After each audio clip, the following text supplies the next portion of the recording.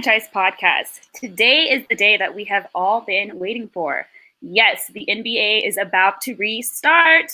NHL is starting an exhibition game, which will lead to the playoffs. And the Dodgers are done throwing at the Astros after they swept them in their series. Those are the things that we have been waiting on all quarantine. But something else we have been waiting on is the jump off of this Franchise Podcast. My name is Nyshon Zaragoza. I got my boy Joe up in the top and TQ in the bottom. How are you guys doing today? We here. We made it. Long time coming, right? Yes, indeed. Sports is back, baby. Live. It's about time to give him my boy and my girl. What's good? Yeah. All right, guys. So we're going to just jump right in, okay? There's been a lot of heat going on in MLB, obviously, as we know. Dodgers' Joe Kelly was suspended initially for 8 games for his actions on Tuesday night in the bottom of the 6th inning. With the win was actually 5-1 over the Astros. And then yesterday they played the Astros again, and it was 4-2. So, TQ, I'm going to start with you because I know Joe got a lot to say about this topic. I bet he does. Oh, man, this is absolutely ridiculous. Absolutely ridiculous. I'm happy that I've been through this before, getting completely dogged by a league, because I'm a Raider fan, and it's been happening for years to us. But for this man, Joe Kelly was simply having a bad night, first and foremost. He could not find the strike zone to save his life, really. So I personally believe that he either gave up and said, forget it, let me buzz this dude, or that he didn't even try to do it, but didn't want to be embarrassed about pitching so bad. So first and foremost, 8-game suspension is ridiculous. I don't know what MLB has against the Dodgers, but it's getting funky. It's very stinky. I don't like it, and I'm glad that we whooped the Astros, and I hope that we whoop them every time we see them from here to the next 20 years. That's my feeling on it. Well, here's the thing. This is all on baseball. None of it's on Joe Kelly. He's the sacrificial lamb, okay? Now, let me just go back and just do some history real quick. Go back to Joe Kelly's social media. You'll see him working on a changeup at his house. And in front of him, there's 60 feet, 6 inches. There's this pitching net. And off to the right, there's a bedroom window. He's working on a changeup. He misses the net completely and breaks the window. Like, this is a guy making $3+ million a year. Okay. And it's all recorded. And his wife goes in there and was like, Joe breaking windows again. So he does have some control issues, but this is where it's all on baseball. And I put that Dodger hat on because I'm riding with them hard on this one. Major League Baseball, all they had to do was strip the Astros World Series victory, take away all records of the Astros winning the World Series, take away the trophy. They didn't do that, and Major League Baseball has to police themselves now. Now, Joe Kelly, in perspective now, is serving more time than any Astros player that admitted to cheating in the biggest scandal since the 1919 Black Sox World Series scandal in the last 100 years. They admitted cheating to win a World Series. He gets 8 games. No Astros player gets suspended or fined. He's missing out. If it's the 8 games is upheld, $376,000 is being withheld. So Joe Kelly, he's getting hit harder than any trash throw other than the owner. And if you look at the Astros, they all were dismissive about it. They wasn't like, hey, squeeze. Right. Yo, bro, yeah. Right. Yo, right. You caught us, homie. Like, good stuff. No, they were just like, hey, it happened, so let's just move on. The owner was like that. And then organization. The cool part is too, is you look at Joe Kelly, he threw one fastball is what got away. The other pitches that almost hit, like with Korean, everybody, were sliders. You don't hit people with sliders. You hit them with fastballs. So I do believe that those balls just got away from him. As a former pitcher, I know this. I got the battle scar to prove it on my arm. You know what I mean? Yes. So at the end of the day, you know what? Boo-boo on Major League Baseball and Rob Manfred, their commissioner, they dropped the ball on this 100%. And I don't think it's going to end anytime soon. You go back to the opening series, first game 1, Astros Royals, Bregman, Correa, and I want to say Springer, or no, Altuve. They all got drilled game 1 by the Royals, who weren't even in the playoffs. They're gonna get drilled all year. I think until they dismantle that group of players on that team, they're going to get drilled every time together. You know what I mean? I agree. All right, guys. So with all the, ongoing MLB heat, I know that Dodgers manager Dave Roberts received a 1-game suspension, and Houston manager Dusty Baker was just fined. Give me your thoughts. What's next, guys? Is it over? No, it's not over. The bottom line is they cheated, and that goes against the code. On top of cheating, just like Joe just said, you cheated, and when you got caught, you're arrogant about it. You're still chomping. You're still talking trash. They're going to be getting beamed all year. Call it right, call it wrong. It just is what it is. You cheated, and you basically got away with it. It's just like he said. How in the hell? Now, the other side of this is Joe Kelly deserves that fine for that pitching performance. But outside of that, he should have no games. Dave Roberts should have no games, because this should be expected. And it's just like Joe said once again. Take the World Series away, and maybe they won't get beamed. I think they still gonna get beamed. I think they can expect to get beamed for the rest of their MLB careers. I don't disagree with that, and I would take it a step further. The Astros lucked out. But with the pandemic hitting and fans not at the stadium, imagine them going to every road stadium. The amount of booing and the amount of vigor and vile coming from the fans. I mean, for real, they lucked out. So let's say best case scenario next year, there's fans again. They're going to get it, and it's going to start all over again. It's going to start. Yeah. And one of the best parts to come out of this is two positives that come out of this. One, Joe Kelly is a folk hero in Dodgers history for the rest of his life. If you see Joe Kelly at an LA bar, he never has to buy another drink again. That's the best part. Good job, Joe. The next thing is Dusty Baker, former Dodger, but Dusty Baker, when you seen him after I think Altuve or Bregman got on base and Kelly got the ball, all you hear is Dusty Baker go back to the mound, mother. And it's clear as day. It's like, I love Dusty Baker. And you know what? I love Dusty Baker for the fact that Dusty is defending a team that he knows, like, damn, like I only got this job because the manager got caught and got fired. Otherwise, I'd be still be sitting at home collecting that check from the Nationals. So, so he's defending his players, but it's like, Dusty, hey, bro, look, sit down. You know what the deal is. Yeah, going down with his guys, bro. What are you gonna do? Did you see yesterday he got a contract extension by a year from Houston too? Oh no, did he? You had to give him a contract extension. That's great. Good job, Dusty. I love you, brother. Yeah, nice work. Boy. All right, gentlemen. So speaking of no fans, speaking of booing, the Lake Show is popping off tonight. The moment that we have all been waiting for. We officially got them all back. Super excited. Man. I'll let you go first on this one. Let's talk about Lakers locked in. Lakers Clips tonight. What do we see? Man, I see a team that's locked in, chasing titles against a team that's busting out trying to chase titties. That's what I see. No, in all seriousness, hey, it's the truth though. Hey, okay, wait. Let's address the elephant in the room first. We've both been to Magic City multiple times in our lives, and we've been there together, damn it, okay? We know Magic City's got some bomb wings. The food there is really good. The best wings in the city. Wings in the city. And I didn't understand. The first time that I experienced this, like, I didn't understand. Right? I didn't understand, like, what do you mean we're going in here to eat? What are you talking about?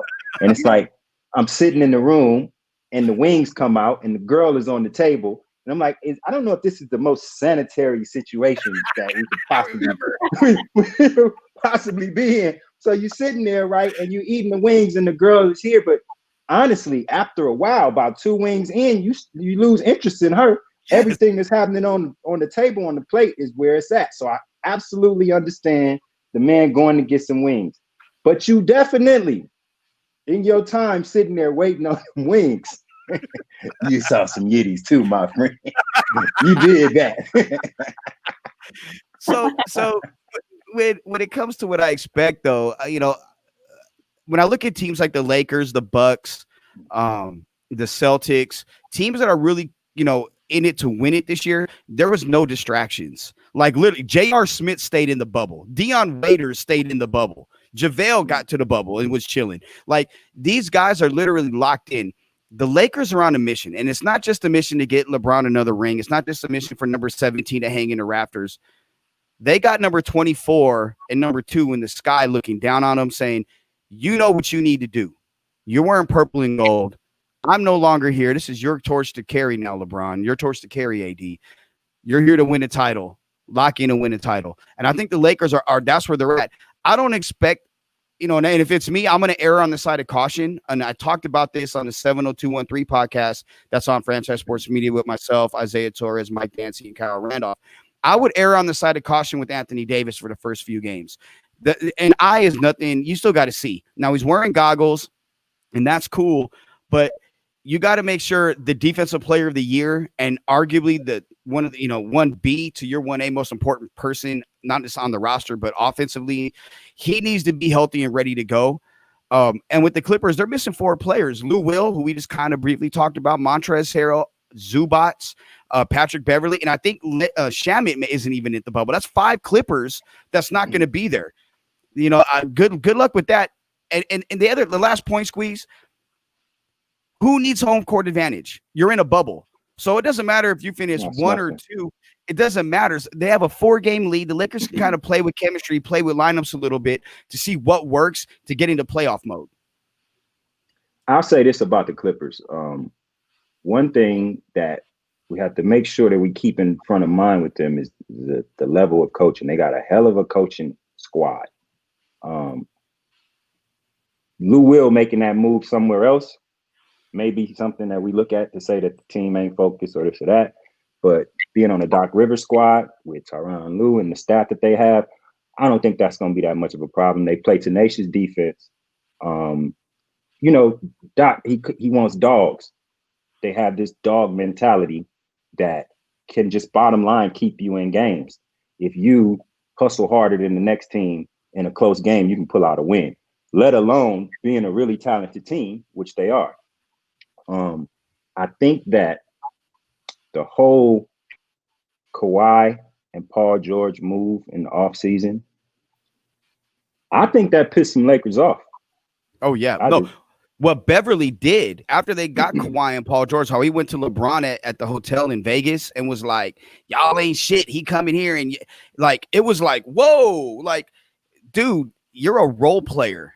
Like, and you start, but you don't play the most minutes in the backcourt. You're a role play, a glorified gnat, so to speak. But it's a part of their makeup, though. If you think back to 2009, 2008, 2010, think about the Celtics back then. Like it's a part of the makeup of a Doc Rivers team, and it's effective.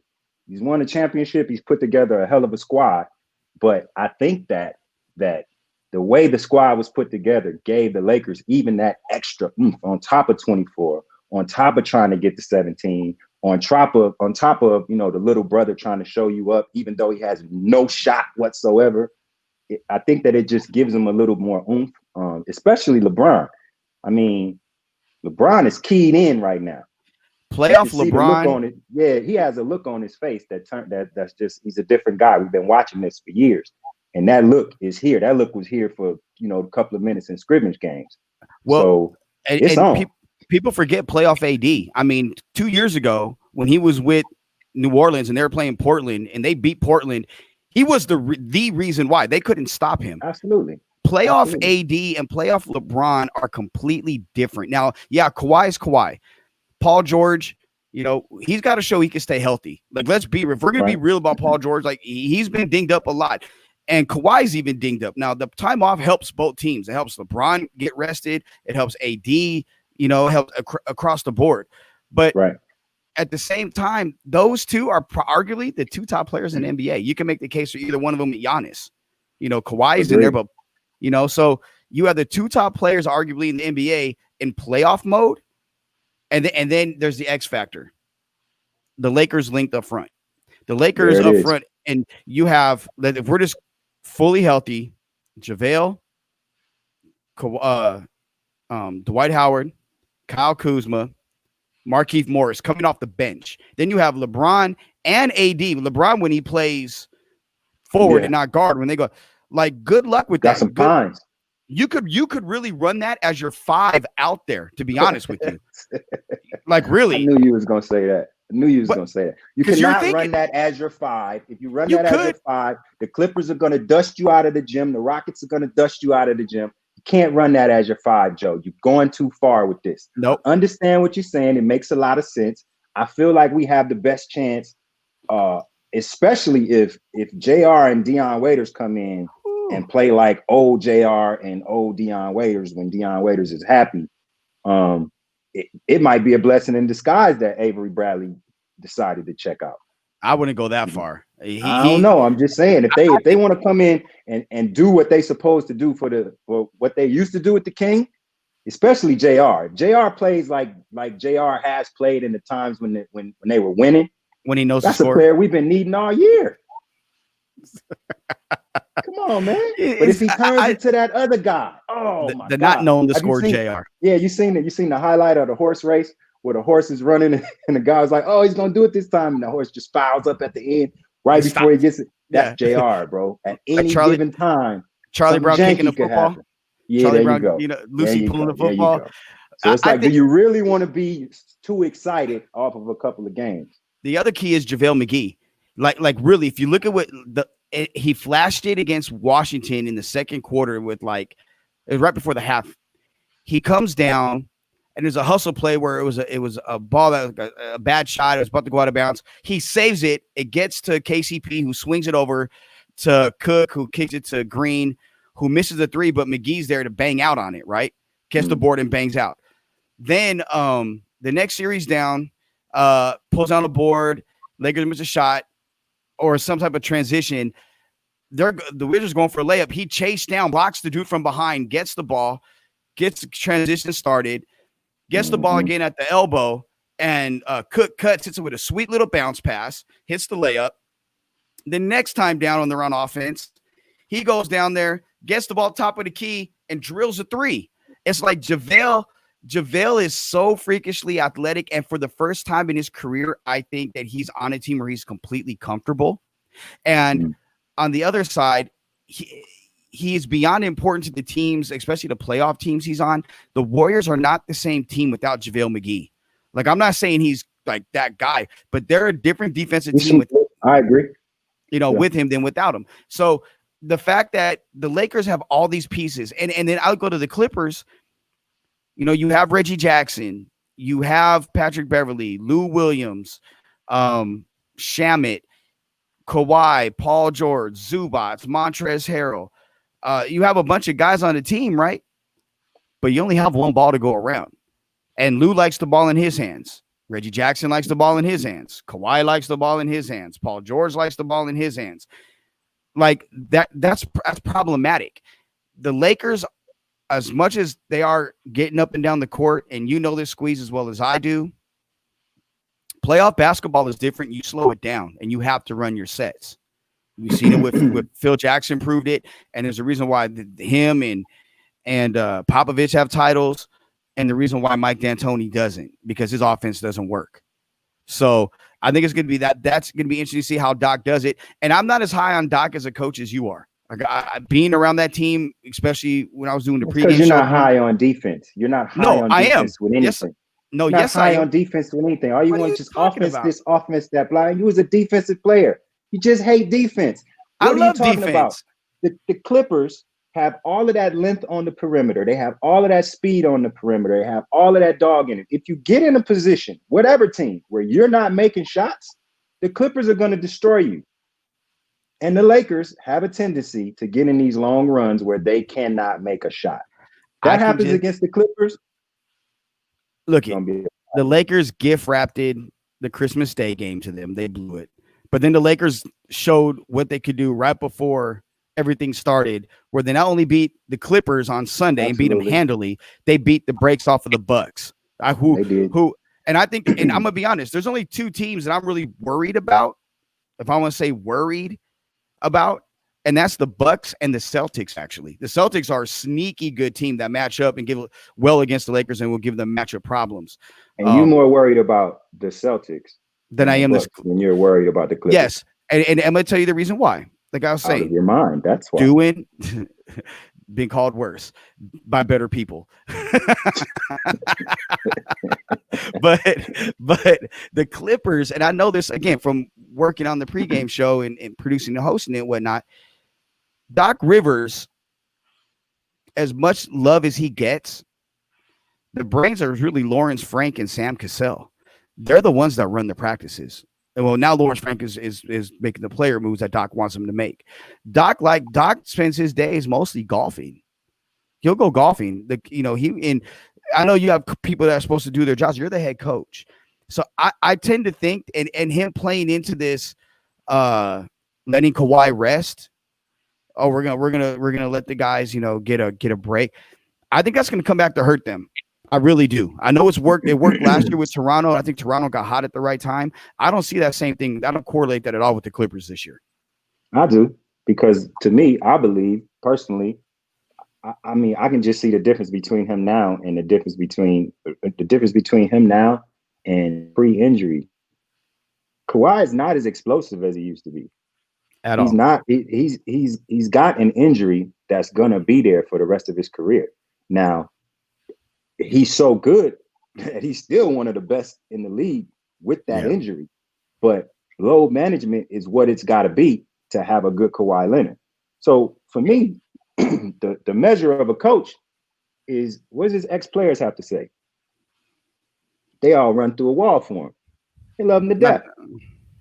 They love him to death for the most part. So if they run for, it's something that he's done or something that he does that's right. He gets them dogs, and them dogs really want to play for him. And if you think that we just gonna breeze through the Clippers because we got some big guys or because we got all these championships or whatever, I didn't say breeze. You're out of your mind. It's not gonna be easy. I didn't say breeze through the Clippers. All right, guys, we're gonna let the play speak for itself. In the meantime, we are going to move on. I want to speak about the bubble a little bit, okay? So we see that the Clips are chasing titties, as most of us believe. And the Lakers are actually, seems like they're chasing rings. They're chasing that title, okay? Not being biased, that's just the way that it's portraying, because the Lakers haven't had one player sneak out. The Lakers have been super dedicated to this bubble. Now I want to ask you guys, and I'll start with you, Joe, since TQ, you finished. Is this bubble working? Absolutely. I mean, it's the most effective thing that we've seen work in America since January. If we're gonna keep it a buck with everybody. I mean, and that's why Adam Silver's a great leader. That's what leadership does. When you have great leaders, everybody follows and they fall in line, and you have a great plan in place. There's like 349 players or people that's there, zero for like 3 straight weeks, 0 positive tests. When's the last time you could say that about any pro sport, even the country for that matter? Period. I mean, anything. there just the other day in I forget what we talked about on WWJD, but there was more cases in, I think, Texas or whatever than there was in New Zealand. And like 2 in New Zealand. Yeah, it's like, come on. Yeah. So the bubble's working. What I think the bubble has done, it's allowed the players to focus a little bit more. And it's giving doctors a baseline to go ahead and say, okay, this is the way we can beat this thing. And full disclosure, this is something that TQ and I, we've talked about with the franchise staff and amongst ourselves since January, February. Like, isolate yourself, bubble yourself. This is the only way we're going to curtail it. For people to not do that still, not to get off the subject, but it's mind-blowing. It's asinine to me, But yeah, the bubble's working great, and kudos for the NBA for doing it. Now, I know. Did you guys read Chris Haynes' article on Yahoo about it? I didn't. Okay, Chris wrote an article, if you want, a couple of weeks ago about what happened to him when he got to the bubble and what it entailed and how it changed from the day he got there until when the players first got there. It's an interesting read.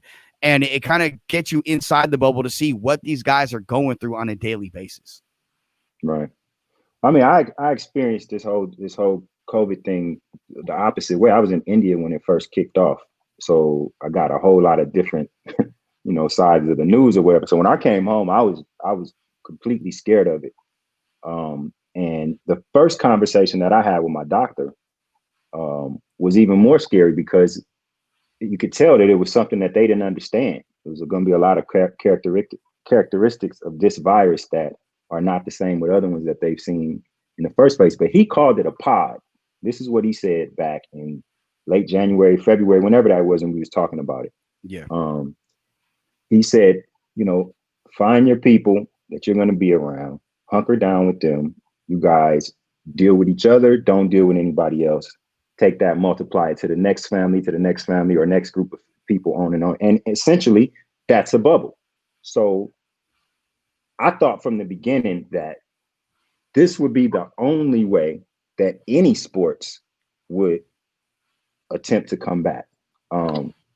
But overseas, the soccer leagues have returned and successfully without a bubble at all. I think the issue there is that outside of the bubble, there's a lot more people taking this thing seriously, a lot more mitigation. Leadership. So a lot more leadership. So in those countries and with those sports, it's going off without a hitch because people are doing what they're supposed to do. For us, and this is what worries me about baseball and football, and especially college sports, is that this overwhelming feeling that you can just be so arrogant and nonchalant about health. Health should come before any and everything else. And just the audacity of even allowing fans to think that we have a shot to fill up arenas and stadiums this season, whether we do or we don't, but to still give that hope right now, that's ridiculous to me. And that just shows a level of greed and a level of where you just don't have compassion for people's lives. And I also understand the other side of the token where, we do need sports. We need some kind of way to get away from all of this because we've had a hell of a year and we still having one, and we still got a long way to go. Bro? Man, it's been a year. So I get that we do need our sports, but we need a plan. We need a plan for the country. We need a plan for the sports. Adam Silver has shown us how to do it. Dana White has shown us how to do it. MLS is showing us how. Leagues around the world are showing us how it needs to be done. And for whatever reason, the arrogance of the NFL, the MLB, the kind of good old boy network, they just don't want to do it. Well, as we recorded the show today, news broke that the Philly and Blue Jay series was canceled because 2 Phillies today tested positive. Now they just played the Marlins. And the Marlins are basically under quarantine until Monday. They're still at the Philadelphia hotel. They're supposed to go back and play on Tuesday. Look, I said this and I've tweeted this out, and this is based off talking with you, Squeeze, and Doctor and everybody else. I don't think sports are good. I still don't think there's certain sports that are going to be played. Okay. And my fear is, let's say in the middle of this, the bubble the NBA has, somebody like, say, LeBron or AD or Kawhi or Paul George or somebody else has it. And all of a sudden it hits them game 3 of the Western Conference Finals. What are you going to do? You're going to shut it down? You're going to keep playing? And then it just goes on and on and on, because you figure 12 players per team. Let's say you played 8, everybody's got it. Everybody on the court got it. They've all been, opened up to it. So what happens then? And that's my fear, because then there's that. And look at the NFL. That's the most contact sport there is, other than UFC or boxing. And they really think they're going to play with a hope and a prayer. No, everything's going to be cool. No fans. Without a bubble. Without exactly. Any kind of bubble whatsoever. It's ridiculous. It's like they're going into it with the wing and a prayer. And this is our show, so I'm going to say it. I think baseball and the NFL in particular are scared of Donald Trump and what he's going to say with all the backlash that he'll come out with. I'm not trying to get political because I'm not a political commentator, but I think as much as outspoken as he has been as Trumpito has been when it comes to everything, when it comes to the NFL and Colin Kaepernick taking a knee and now baseball players taking a knee. And the NBA is pretty much like, shut up, Trumpito. We don't want to hear you. But Major League Baseball and the NFL owners are like, whoa, hey, that's our buddy Don right there. Let's not make Don upset now. We don't want him messing up what we got going on here. And what I find funny is one of the most outspoken owners in professional sports has been Jerry Jones. Where in the hell has Jerry Jones been? Not only since the pandemic started, but everything happening socially around our country. He's been very quiet. And I find that very intriguing. And if I'm a player, I'd find that very alarming as well. I have a theory. I don't know if it's the case, but from being in entertainment for so long and doing so many contracts, there is a clause called, I hope I'm pronouncing it right, force majeure, something to that effect. Okay, I've heard of that. Yeah, and that just basically means, I'm paraphrasing here, but if something happens out of control of either one of the parties, that the deal can be null and void, right? Yeah. In effect, a pandemic is a situation of force majeure. And with a lot of these companies, these are corporations. They have marketing partners, they have legal partners, they have supply partners. If the NFL doesn't happen, if Major League Baseball shuts down, let's just take it down to schools shut down. What happens to the bus companies? What happens to the tire companies for the buses? What happens to the pencil companies and the paper companies? What happens to the suppliers? What happens? They all drop out. They sell off shares, all kinds of stuff happens. It sends the market down to the pits. I don't know if it's about Trump. It could be. I believe that it's about greed and about money. They don't want to take the hit. And I don't understand the arrogance of companies and corporations that believe that they can just never catch a L. No company always makes money. Sometimes it's good, sometimes it's bad. In the middle of a pandemic, you're gonna lose money, period. Let it happen. You're gonna make it back. At a certain point, coronavirus will be gone, or at least manageable to the point where we can get life back close to normal. Everybody's gonna go back to watching football, packing stadiums, and the same thing with sports. We love sports. We'll always love sports. It'll be here. You know what I'm saying? All right, guys, it seems like 2020 is a year full of risks. We're literally juggling all types of balls, MLB, football. We see that the NFL doesn't have a bubble format, which we see that the NBA is working really well with it. Okay, there's over 30 players in the NFL that have already opted out of playing. So there's a ton of risks taking. I want to move a step further, okay? And I want to kind of talk about children and youth sports. I know that both of you guys have children of your own. Joe, your children are very young, okay? Now, you're questionable on whether or not your children are even going to attend school, how they're going to get their education. But a lot of parents right now are also stressed about their children in youth sports. So I kind of want to just take a step further. I actually did an interview with NYS like 2 weeks ago. The article is posted on franchisesportsmedia.com. Good article. And I talked to the director of operations. So they're planning to start a full season, a normal full season this upcoming fall, because summer is coming to an end. They have currently paused their summer, all their summer leagues, and they're going to be restarting in the fall. They have created careful precautions and measures for the parents, the team, the coaches, the referees. But I want to get your guys' opinion on youth sports. Is it even worth it to restart? Joe.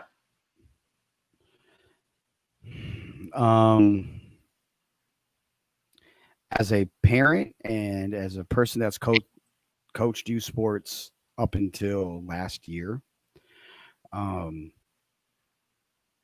wouldn't put my kids in there right now. And I'm erring on the side of caution. And it's part of the reason why I'm not traveling too much right now, to be 100% forthright, because having to travel a few weeks ago was one of the most nerve-wracking things I had to do for a variety of reasons. I just think it's too much of a risk right now. Like, and I love Ben and Justin at NYS. They're my guys. Like, they're friends of mine. Like, I really, they're guys I enjoy hanging out with. But if it was Carrington and Kobe right now and they're of age to play, there's no way I would have them playing ball right now. I would make sure they're healthy. I'd make sure this thing kind of passes. I would be in contact with them to see what assurances and what things are in place to make sure, what safeguards are in place to make sure that, going forward, the kids are going to be safe, and the coaches and the referees and the parents. But see, parents don't think that way. Parents think, at 8 years old, their kid is the fastest kid in the team, and you give him the ball in a toss and he runs straight to the sideline and then turns and goes straight up and he can outrun everybody, that he's going to the NFL in a week. Like, you have these guys that are coaching for all the wrong reasons because they were cut from their high school team or didn't play past high school, or even not even had the balls enough to play in high school, or didn't play past, and for whatever reason, and they're living their dreams vicariously through their children. And for them, this is a extremely important thing, but at your kid's potential life, is it worth the risk? I don't think so. Yeah, I feel the same. I'm about research, and this is a novel virus. It means it's something that we haven't really seen before in this fashion. And the research tells us so far that the only thing that even remotely works to mitigate this thing is a bubble. It's a bubble, period. So if you're going to present a bubble to me, some kind of bubble in some form, then I'm going to at least listen. But outside of that, no way. No way. We don't necessarily know what this thing is about. In the last 2 days, I got 2 family members, one in the teens and one just made 20, in the hospital with COVID. And they told us a couple of months ago that this was an old people's disease. You know what I mean? So we don't know. It's so much uncertainty out here with this. The last thing that we need to do is put our kids in jeopardy. Now, there's another side of this coin. These kids are losing it. They're going crazy. Yeah. Absolutely going crazy. They've been stuck in the house. They don't know what's going on. They don't know. We're not doing a good enough job of explaining it to them because it's not being explained to us. We're winging it. We're doing the best we can. They get with their friends and they listen to what their friends' parents said. It's something different from what this parent says. And it's a big ball of confusion. So I do believe that we need to absolutely be working on a plan to get them back to school and to get them back to sports. But whatever that plan is, just like the plan for the country, just like the plan for professional sports should be, it should be health first. All about the health first. If you don't have healthy citizens, healthy children, then you don't have sports. You don't have school. You don't have anything. Do you think, depending on the region of the country you live in, that plays a role in how you perceive this, how serious you perceive this virus to be? I mean, I know what I believe. 100. You know what I mean? 100%. I'm in a position, because of my family, to be able to travel back and forth between the West and the South. Media, marketing, advertising is so powerful because of social media. It's so there for you because of your devices outside of TV and radio. You got your phone, you got your iPad, you got everything. The things that you see when you're in that part of the nation, as far as like commercials on TV, as far as commercials on radio, or just the things that come in your feed. Like if I'm in Houston, the stuff that I see in my Facebook feed is totally different from when I'm in Las Vegas or in Los Angeles. So I'm noticing how it's being played down there as if it's not that serious. And when they get hit with it, they're so surprised because they're programmed that this is just the flu. This is just the flu. This is just the flu. So I see, I see on social media how more so in our area, it's being taken seriously than in, let's say, a Texas or Florida or in Alabama, Georgia. Hey, I'm not here to be political either, but there's also a different kind of difference between those states and these states out here. So, and it's a pretty easy split to see without even having to name it. But the biggest problem is that that's wrong. This is a real virus. And yeah, it's only, quote unquote, and I don't mean saying it like that, only killing X amount of people as opposed to how many it infects, as opposed to how many are in the population. But every life, one death matters if it can be prevented, right? And I feel like a lot of people are dying right now that can be prevented. I don't want it to be a lot of children. I seen it in Oklahoma when I was back there. I watching the news and watching TV in the hotel, and I was just like, and then going out, like I had to go shopping. I had to go to the store to get some things for the reason I was there, and walking around, like there's people walking around as we are right now, no masks, talking, it's like, what are you really? And I'm walking around, I got a mask on. Like, I'm like, nah, like you're not going to catch looking me. at you like you're crazy, right? Like, what are you wearing that for? Bro, even Peanut, like he was like, I live in, like his exact thing was his dad. I live in Beggs, Oklahoma with grandma and grandpa. There's nothing here. Like, I don't leave the house. So I'm not going to wear a mask. I'm like, you don't get it, son. Like other people travel and they're meeting. It was mind blowing, but I agree. I think whatever region you live in, I think that plays a big role in the way you view it. But I got a question for both of you guys. Okay. You're inside the bubble. What is the one thing you would risk it all for to leave the bubble? Can I pick one and then I have a backup? Okay, that's fine. So my number one thing would be family, no matter what, especially if there was an emergency, if there was anything that had taken place. Because you even see with the Lakers, Caruso missed his sister's wedding of all things just to stay in that bubble. So mine would be family, but my backup would be my bed because I can't sleep. I get grossed out. I know if you want me to play well and perform well on this court, I need to sleep in my own. Yeah, we need to do a line of mattresses with her, man. She is the sleep queen. You understand what I'm saying? Some bedding or something. I don't wake up late no more. I wake up early now. Oh my! Bravo! Hey, we call it night time. NY time. Yeah. I worked late hours, so I had an excuse. But now that I'm not working late hours, I have the opportunity to wake up like yesterday when we did our first podcast at 6 a.m. Oh my! My! Ladies and gentlemen, things have changed. What about you, Squeeze? What are you going to risk it all for to leave the bubble? I don't. You know what, man? I need to know, who am I? Like, am I making? Am I making Pat Mahomes type money? No, like, you're not. Am I like Pat Beverly or am I Pat Mahomes? Who am I, man? You Pat. Money can't be the option. Yeah, can't be the option. I mean, naturally, it would definitely be something from family. Like, that's all I could really see. Because family if I'm excluded. In it, yeah, it's got to be family excluded, right? Family excluded.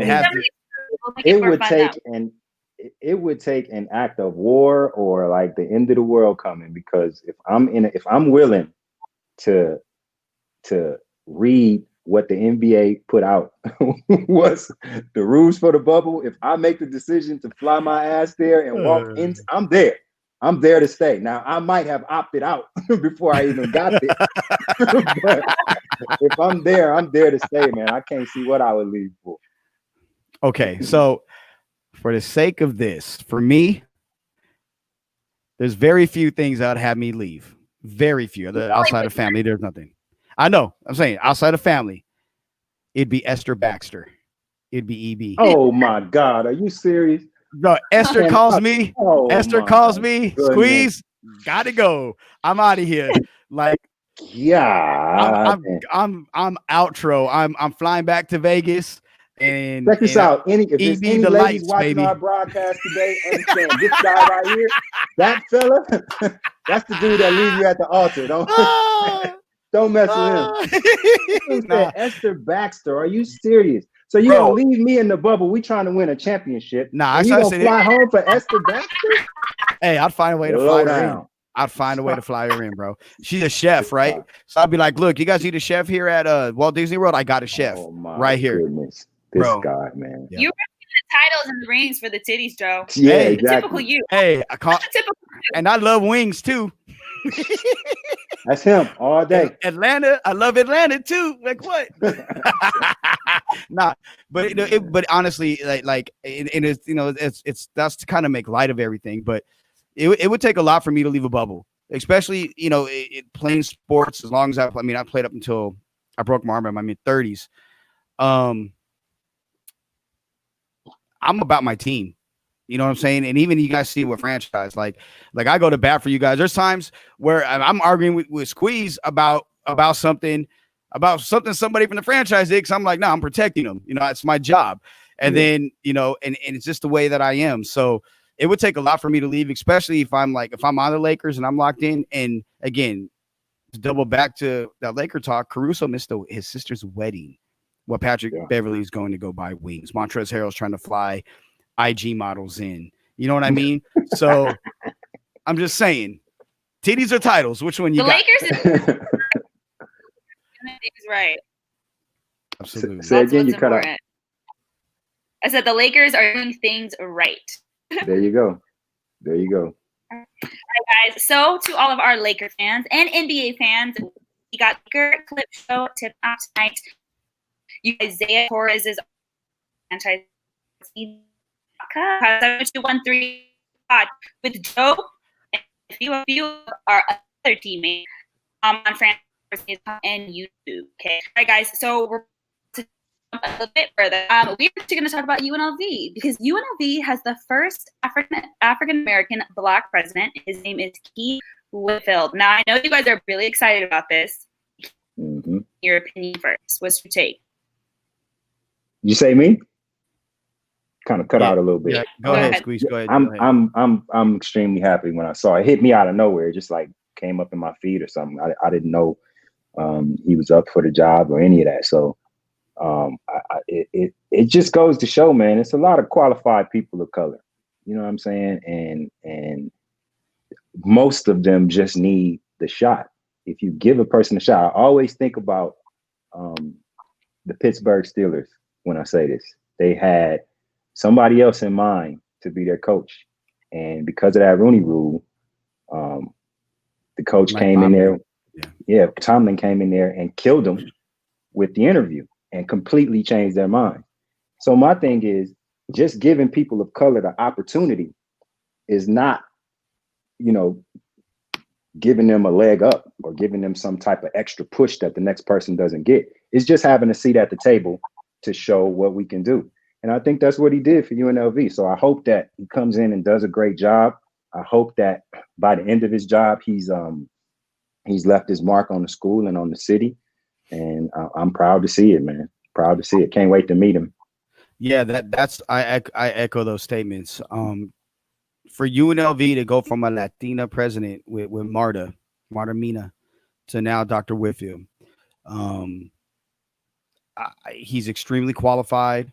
It shows the diversity of UNLV. It shows that no matter gender, race, religion, creed, whatever, that they're going to hire who they feel is the best person for the job based off qualifications.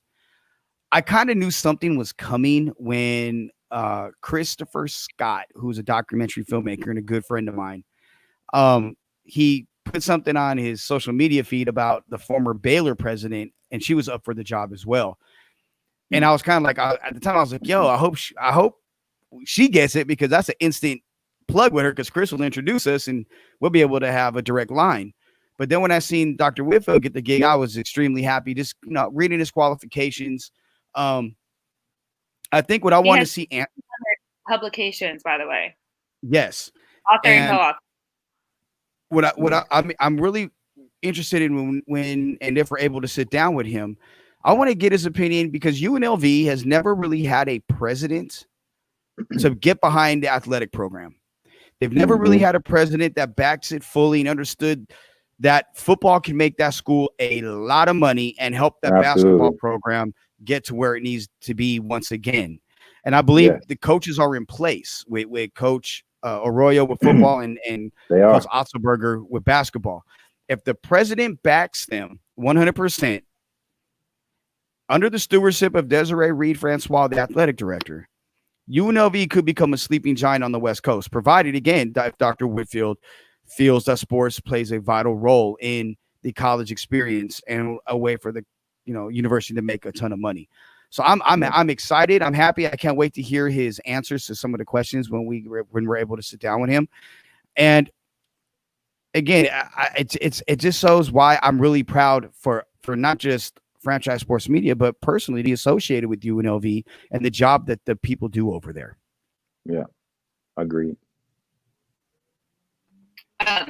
What I was interesting, he was one of 4 interviewees who got picked. So I think that's so awesome that UNLV is taking that extra step to bring not only color, but someone of such great leadership. He's so professional. Like, he's like a genius in my head. Like, he's really changed so many things at the university. He was at Wayne, I believe was it Wayne State University? Mm-hmm. He has changed so much with faculty. He was over the hiring and the promotion, and not only under his leadership skills, he has literally achieved some remarkable gains in graduation rate and increased overall enrollment. And I think that's really important, especially for multiracial kids in going to UNLV, because let's be honest, UNLV is not as diverse as a lot of other schools are. Right. You see African American students, which you don't see a lot of African American students. Right. A lot of African students don't even want to go to UNLV because it just doesn't have that, vibe to it, I guess. So I think that he's going to play an important role in our enrollment, and that's going to be really popular because who do you see? You really rarely see guys from UNLV drafted on the football team. Very, very, very rarely. Right? We see obviously Javen White, who is now going to be fighting for his job on the roster. Right. If you have good athletes who are going to come out of UNLV, that just starts something entirely new at this school. That's going to bring a whole system, whole new, it's been whole 10 years since more talent, more skill. Like, I'm super excited about it. So I'm excited about what he can do. Yeah, absolutely, absolutely. We're gonna Go ahead, Joe. No, I'll say just to follow up. I just want to add. It's been 10 years since UNLV's had somebody drafted. That's going to change this year with Chuck Williams, but it's been a long, long time. Yeah. Yeah, it's been a long time. And honestly, it'll probably help them up their game as well. We see that they have a few games at Allegiant Stadium. We want to see wins. That's just being honest. We want to see wins. And to see wins, we're going to need to see that talent and that skill kind of push forward and flood through. But speaking of talent and skill, we obviously see that the Raiders are coming very soon. We'll obviously see, how the training camp will go. We'll see things trickle down. We may see things get better. I don't know. We'll just be positive about it. But I want to touch base on the Black Lives Matter movement overall and kind of some things that the Raiders have done in our community. We see that not only has Mark Davis spoke up about it, we know that Al Davis was the most amazing person when it came to bringing diversity to the corporation or to the franchise just in general. I want you guys to speak on some of the things that you have seen the players do during the past few months during this entire pandemic. Well, I want to give credit to Mike Taylor from the Raiders. He's the one that really orchestrates Raiders in the streets. They've gone around to schools. Like Squeeze, I'll go back to what Mark Davis did at the ceremony we were at. They donated $500,000 to feed kids for CCSD, so every kid can have a meal. The Raiders have always done that. And you got to give Mark Davis, Mark Bedane a ton of credit for that. Give Will Kiss and again, Mike Taylor for leading that charge on their end. That those are things that that the Raiders are known for. And, just them giving back every step of the way. I mean, look how many guys are boots on ground and doing things even with the pandemic going on. Yeah, for real. And they like you said, they've always been that way. They were that way in LA. They were that way in Oakland, and they doing what they're doing right now for here, which I figured it would be. I figured this was going to be aside for it, being great entertainment for us getting our team. I had a feeling this was going to be great for this community out here, having the Raiders here of all teams. But for me, what I loved was a couple of weeks ago, Mark Davis coming out when he really didn't have to, just kind of a thumb up to everybody else saying that, hey, I gave my guys the go ahead a couple of years ago that they could hire Colin Kaepernick if they wanted to. nothing. He wasn't prompted to say that. That he decided to say it at a time when a lot of other things were being said, and that was coming from a voice that his peers have been pretty much silent for the most part. And the fact that he would come out there and blaze that trail and say that, it just goes to show, man, we the Renegades. We always have been the Renegades. We always will be the Renegades. Love that team. Love it. All right, guys. So unfortunately, that is all the time that we have for today. I had a blast with you guys. Don't forget, we will be back next Thursday, and Joe and I will actually be on tomorrow morning. We're going to actually do WWJD. You excited about that, Joe? Absolutely. It's always a good time to talk sports with you. Yeah, cool. That's a good show, man. I like that show. I like to watch that show with you and old Joey boy there. Very entertaining. Very entertaining. So check back with us tomorrow. But in the meantime, the VGK Vegas Golden Knights takes on the Coyotes in their only exhibition game tonight. So check out Chris Golick's article. It's on fansportsmedia.com if you need a quick refresher before the game starts at 7 p.m. But in the meantime, you guys have any parting words for our guests, our audience? Sports is back, baby. We made it. We made it. Let's hope it continues. Let's hope it continues. Nobody gets COVID. Let's just hope the NFL, the MLB come up with a better plan so we can keep sports on TV. Everybody be safe. Wear a mask. I echo everything you say, brother. And it's also a great day to get justice for Breonna Taylor, Manuel Ellis, David McAtee, Andres Guardo, Trayvon Martin, Sandra Bland, Ezel Ford, and Phil Castile. Say their names. All right, guys, check back with us with the Franchise Media Podcast next Thursday. See you soon.